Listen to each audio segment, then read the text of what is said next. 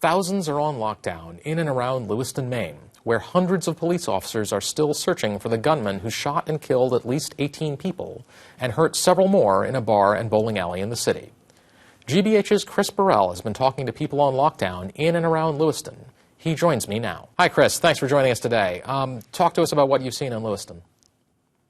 Yeah, I mean, all around Lewiston and the surrounding communities, it's very desolate. The lockdown means, giant supermarket parking lots are completely empty. Shopping centers, all types of stores are dark. There's really not that many people out. There's a very strong police presence seen in actual roadblocks, in wooden barricades up on many roads. I drove from Lewiston, where the shootings occurred, down toward Lisbon and toward the town of Bowdoin, where the alleged shooter is said to have been living. Chris, what's the chain of communication? How are you and how are the residents getting information about what's happening? Well, I got an alert on my phone about, sheltering in place. That happened when I was in one establishment that had tried to stay open today. There was a press conference at midday with the governor and several law enforcement. I think people are just, understandably pretty on edge. Yeah. And what's the feeling in the community overall? Yeah, I spoke to a boy, a 13-year-old boy, an 8th grade boy with his grandfather sitting on a porch in the town of Lisbon. That young man is really scared. He's like, this happened in a place he's been bowling in, that bowling alley. He knows this area is only a few minutes from where he lives. And he's scared. He was doing research on the internet, I think probably to kind of calm himself, but he was finding all sorts of information about this alleged shooter who lives very, very close to him. Chris, have you been able to speak to anybody in the police?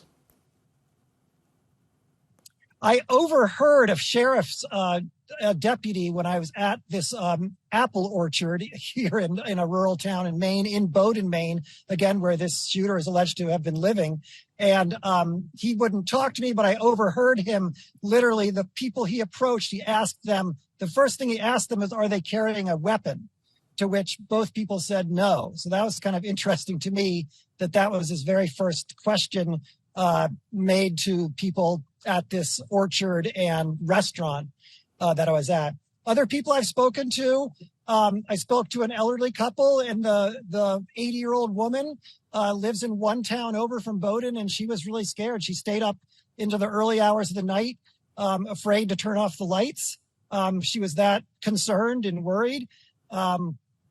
I spoke to the woman who was a cashier at this orchard, and she told me that she grew up in Oklahoma and remembered the Oklahoma City bombings from decades ago, and actually felt like she wanted to go and help keep this little restaurant open because she didn't want to stay at home in isolation. And so there were people coming in there to grab some food or apples or what have you from this rural farm stand. So, I mean, this is a rural area. This is a rural area with a lot of wilderness. Sort of, some of it's very densely wooded. How's that affecting the manhunt?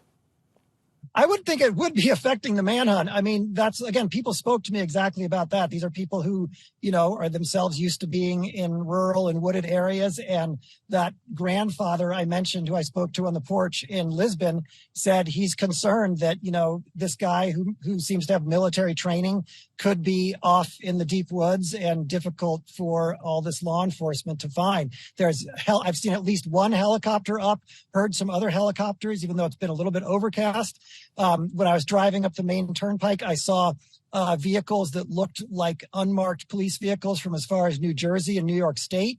I'm making an assumption here that there's a multi-state effort to assist in apprehending this guy. When the manhunt is finally over, this community is going to have to come together to mourn and to rebuild. What are people telling you about how they're thinking about that?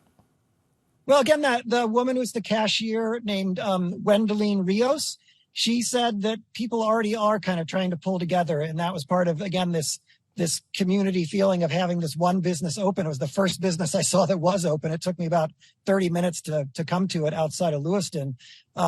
She does feel like there's some sense of people coming together already. The hotel where I'm staying here at 30 minutes from Lewiston has, a sign posted about, being careful, being out.